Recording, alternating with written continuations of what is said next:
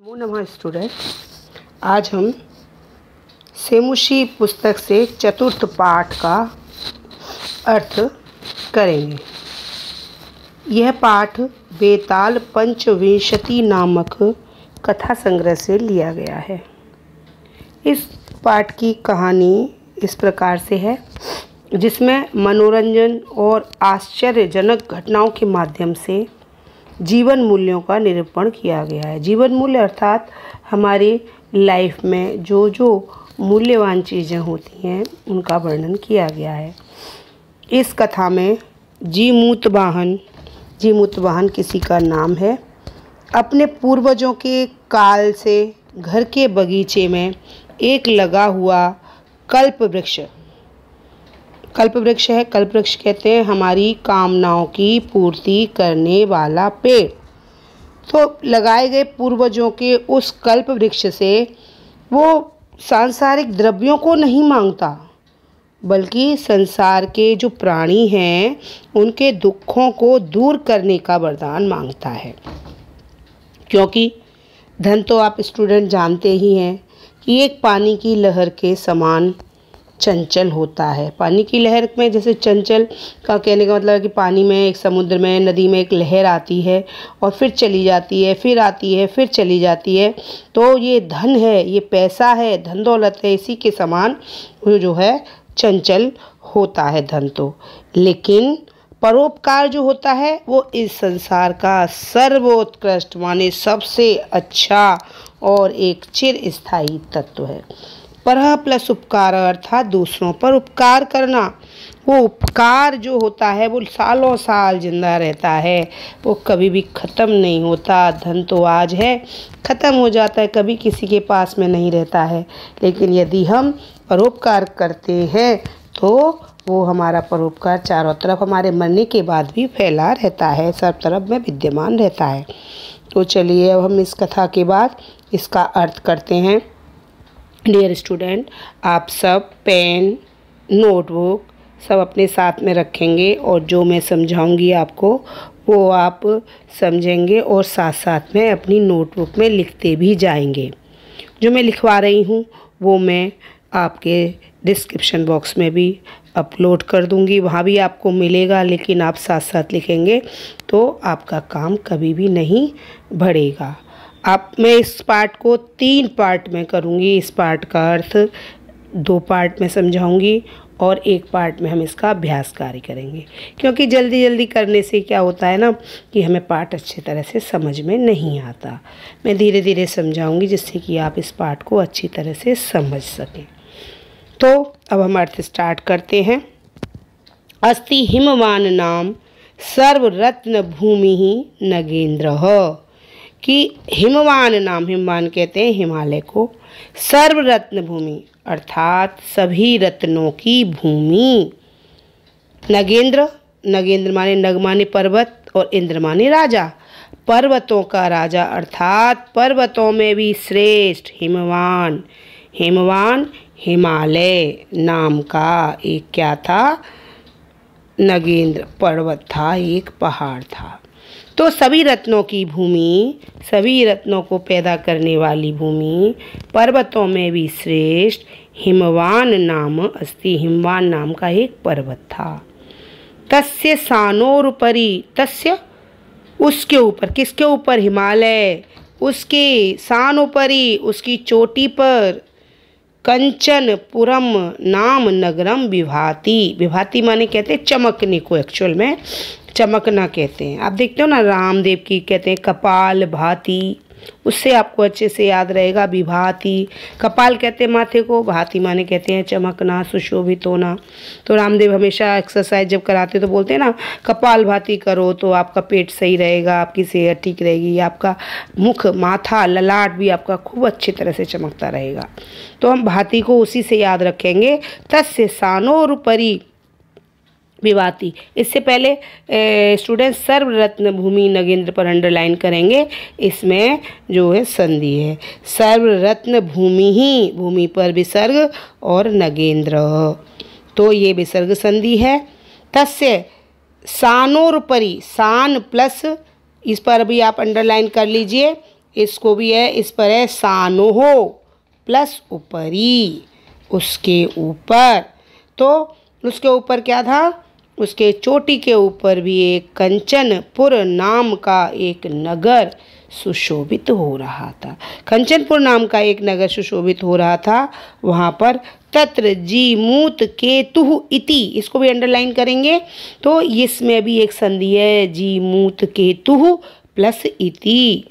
तो वहाँ पर जीमूत केतु नाम के श्रीमान विद्याधरपति, श्रीमान विद्याधरपति, विद्याधर, विद्याधरों में भी श्रेष्ठ अर्थात राजा श्रीमान जीमूत केतु, राजा श्रीमान जीमूत केतु भी वसति स्म, रहते थे। इसमें जब लग जाता है तो हमारा जो लट लकार होता है वो लंग लकार बन जाता है। तो वहाँ पर जीमूत के नाम के विद्याधरों के भी राजा रहते थे। तस्य गृह उद्याने, इसे अंडरलाइन करेंगे, इसमें गुण संधि गृह प्लस उद्याने, उनके घर के उद्यान में कुल क्रम आगतः, यहाँ पर संधि है और एक यहाँ पर प्रत्यय भी है। तो कुल क्रम आगतः, तो यहाँ पर अंडरलाइन करेंगे, तो कुल क्रम प्लस आगतः, और आगतः में है यहाँ पर प्रत्यय आ प्लस गम प्लस त प्रत्यय। तो उनके घर में कुल क्रम से अर्थात हेरिडिटी वंशानुक्रम से, वंश से आया हुआ, उनके वंश से आया हुआ, वंश परंपरा से प्राप्त हुआ एक कल्पतरु, कल्पतरु कहते हैं कल्पना को, हमारी कामनाओं को पूरी करने वाले वृक्ष को, तरु माने पेड़, तो नाम का एक कल्प वृक्ष स्थित था। वहाँ पर एक पेड़ था कल्पतरु नाम का।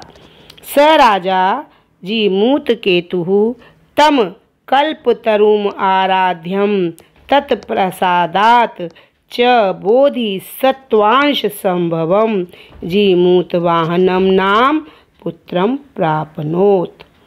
तो जो उस राजा ने, जो राजा था उस राजा ने उस राजा ने क्या किया, जीमूत केतु राजा ने उस कल्पतरु की उपासना करके, आराध्य पूजा करके, आराधना करके, आराध्य आ प्लस राध प्लस ल्यप, तो इसमें भी एक ल्यप प्रत्यय है, इसको भी अंडरलाइन करेंगे और साथ साथ लिखते जाएंगे।